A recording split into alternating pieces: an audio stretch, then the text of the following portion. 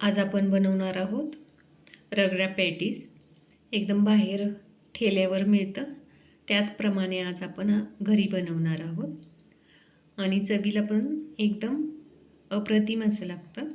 तर एकदा नक्की ट्राय करा. तर चला आता आपण बनवायला सुरुवात करूया. तर त्यासाठी आपण इथं वाटाणे घेतलेले आहेत. आपल्याला जेवढं बनवायचं आहे त्यानुसार घ्यायचं. इथं मी 1 वाटी वाटाणे रात्रभर भिजत ठेवलेले किंवा 7 ते 8 तास आपण हे पाण्यात भिजवून घ्यायचे. आता हे आपण कुकरला घालून 4 ते 5 शिट्ट्या करून घ्यायचा, म्हणजे हे वाटाणे एकदम छान शिजले जातात.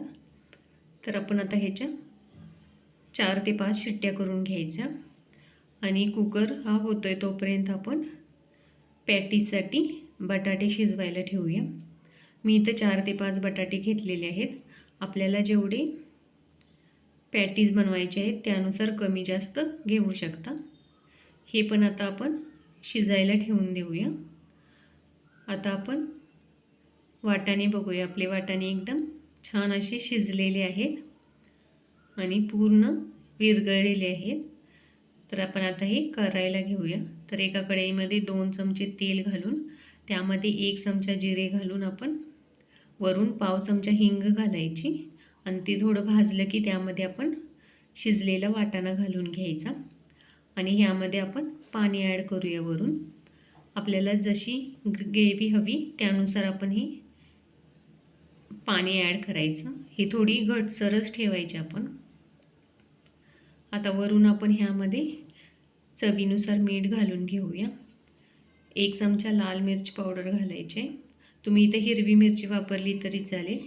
1 चमचा जिरा पावडर घालायची आहे. आपण ह्यामध्ये जास्त मसाले ॲड नाही करायचे, थोडेच घालायचे आहेत.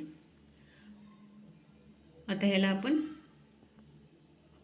4 ते 5 मिनटं उकळवून घ्यायचं. आता हे 4 ते 5 मिनटं चांगलं उकळलेलं आहे. तर आता आपण वरून 1 चमचा चाट मसाला घालूया आणि हे चांगलं मिक्स करून घेऊया. आता आपण चाट मसाला आपण सगळ्यात लास्टमध्ये घालणार आहोत. आता हे आपला रबडी तयार झालेली आहे. तुम्ही बघू शकता दाटसर अशी झालेली आहे. ही थंड झाल्यानंतर एकदम घट्ट होते. तर आपण अशी ह्याची कन्सिस्टन्सी ठेवणार आहोत. तर आता आपण बटाटे घेऊया. हे चांगले शिजलेले आहेत. तर आपण याच्या बटाट्याच्या साली काढून घेऊया. हे आपण सगळ्या बटाट्याच्या साली अशा काढून घेऊया. इथं मी सगळ्या बटाट्यांच्या साली काढून घेतलेल्या आहेत. तर आता आपल्याला हे बटाटे खिसून घ्यायचे आहेत. हे आपण खिसून घ्यायचे किंवा मॅश केले तरी चालेल मॅशरने. मी इथं खिसून घेते. मी इथं सगळे बटाटे आता असे खिसून घेणार आहे. इथं मी सगळे बटाटे खिसून घेतलेले आहेत. तर आपण यामध्ये काही मसाले घालूया. तर सुरुवातीला चवीनुसार मीठ घालायचं आहे. काळं मीठ आपण इथं अर्धा चमचा घालणार आहोत. 1 चमचा चाट मसाला, 1 चमचा जिरे पावडर, ही भाजलेले जिऱ्यांची पावडर आहे. मुठभर कोथिंबीर बारीक कट करून घालायची आहे आणि इथं आपण 1 छोटी वाटी ब्रेड क्रम्ब किंवा इथं तुम्ही कॉर्नफ्लॉवर वापरलं तरी चालेल.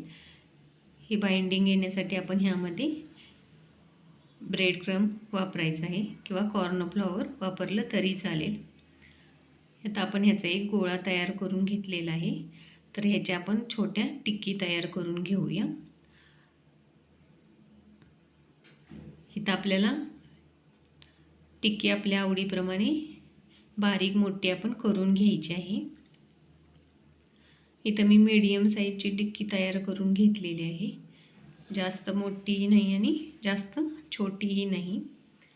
आपण इथं अशाच टिक्क्या तयार करून घ्यायच्या आहेत. आता हे आपण डायरेक्ट भाजायला ठेवणार आहोत. तर त्यासाठी मी इथं तवा गरम करून घेतलेला आहे. त्यामध्ये 2 ते 3 चमचे तेल घातलेलं आहे. आता त्यामध्ये आपण एक एक करून सगळ्या टिक्की बसतील एवढ्या घालून घ्यायच्या आहेत. आणि ह्या टिक्क्या आपण मीडियम गॅसवर भाजायच्या आहेत. जास्त फास्ट गॅसवर आपण ह्या टिक्क्या भाजणार नाही आहोत, नाहीतर खाली लागतील. त्या एकदम क्रिस्पी अशा तयार होणार नाहीत. आपण एकदम मीडियम गॅसवर ह्या भाजून घ्यायच्या किंवा एकदम कमी गॅसवर, म्हणजे टिक्क्या आपल्या छान क्रिस्पी अशा भाजल्या जातील. आणि तुम्ही बघू शकता कलर पण छान त्याचा तयार होतो. हे आपण दोन्ही बाजूंनी चांगल्या क्रिस्पी होईपर्यंत भाजून घ्यायचे आहेत. ह्या भाजायला आपल्याला 5 ते 6 मिनिटं वेळ लागेल. आता आपल्या टिक्की दोन्ही बाजूंनी भाजून झालेल्या आहेत. तर आता आपण ह्या गॅस बंद करून घेऊया आणि ह्याची प्लेटिंग करायला घेऊया. तर एका प्लेटमध्ये सुरुवातीला आपण रगडा घालून घेऊया आणि त्यावरती आपण ह्या पॅटीस ठेवून द्यायच्या.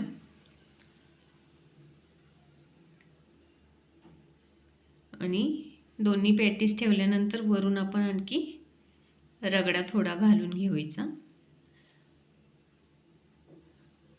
आता ह्यामध्ये वरून आपण आपल्या आवडीप्रमाणे हिरवी चटणी, लाल चटणी, दही हे आपल्या आवडीप्रमाणे घालून घ्यायचं. कांदा आणि वरून थोडीशी 1 चिमट आपण चाट मसाल्याची घालणार आहोत. त्याने छान टेस्ट येते. जिरा पावडर घातला तरी चालेल वरून. इथं मी कांदा कोथिंबीर घातलेली आहे. वरून आपण थोडी ह्यामध्ये लिंबू पिळून घ्यायचं आणि शेव घालायची. आपल्या आता रगडा पॅटीस तयार झालेला आहे. तर तुम्हाला रेसिपी कशी वाटली ते नक्की सांगा आणि चॅनेलला सबस्क्राईब करा.